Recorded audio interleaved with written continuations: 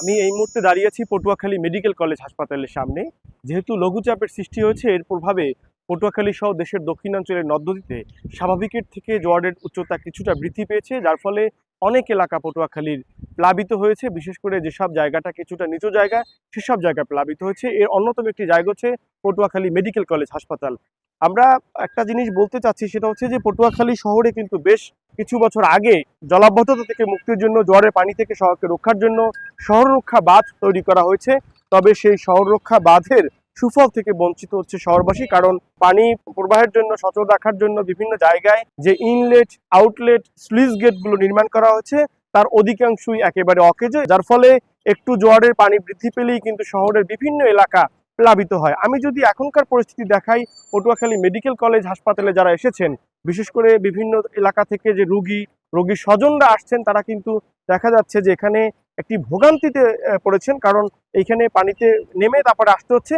এবং এই হাসপাতালের পয় নিষ্কাশন এবং বর্জ্য ব্যবস্থাপনা খুবই বেহাল অবস্থা থাকার কারণে হাসপাতালের যাবতীয় চিকিৎসা সামগ্রী, বিশেষ করে সুই, সিরিঞ্জ থেকে শুরু করে বিভিন্ন ঔষধের খোসাগুলো রয়েছে, বিভিন্ন অপারেশনের সার্জিক্যাল যে ইকুইপমেন্টগুলো রয়েছে, সেগুলো কিন্তু এখন একেবারেই হাসপাতালের পুরো এলাকায় সয়লাভ হয়ে বিভিন্ন জায়গায় পড়ে আছে, এবং এ থেকে কিন্তু রোগ জীবাণু ছড়ানোর একটি শঙ্কা রয়েছে।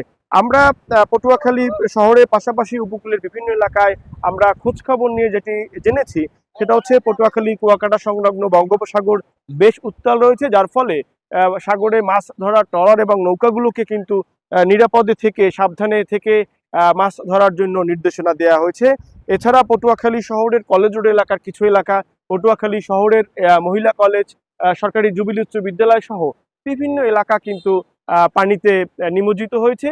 একটি বিষয় হচ্ছে যে এই পানিটি কিন্তু একেবারে যে দীর্ঘক্ষণ থাকবে বা জলাবদ্ধতা অনেক বেশি সময় স্থায়ী হবে সেটি না, এটি 3 থেকে 4 ঘন্টা স্থায়ী কাল, এবং এরপরে পানিতে নেমে যাবে। তবে হচ্ছে যে এই পানির ফলে শহরের ড্রেনের ময়লা আবর্জনা কিন্তু একেবারে প্রধান সড়কে উঠে যায়, যার ফলে একটি ভোগান্তি তৈরি হয়। এবং এই পরিস্থিতি থেকে উত্তরণের জন্য বিভিন্ন সময় দেখা যায় যে সরকারের পক্ষ থেকে বিভিন্ন উদ্যোগ নিলেও সেটি খুব বেশি কার্যকর বা সেটি খুব বেশি দৃশ্যমান হয় না, কারণ পটুয়াখালী শহরের পানি প্রবাহের জন্য যে ড্রেনগুলো রয়েছে, সেই ড্রেনগুলো কিন্তু এখন অনেকটা অকেজোরকর, কারণ ড্রেনের মধ্যে ময়লা আবর্জনা পড়ে থাকার কারণে, পানি প্রবাহ সচল না থাকার কারণে একটু বর্ষাতেই পানি জমে যাচ্ছে, একটু জোয়ারেই পানি উঠে যাচ্ছে, এবং সেটি ঠিকভাবে নামতে পারছে না। এই সংকট সমাধানে সরকার এখনই উদ্যোগ নেবে, এমনটা প্রত্যাশা সবার।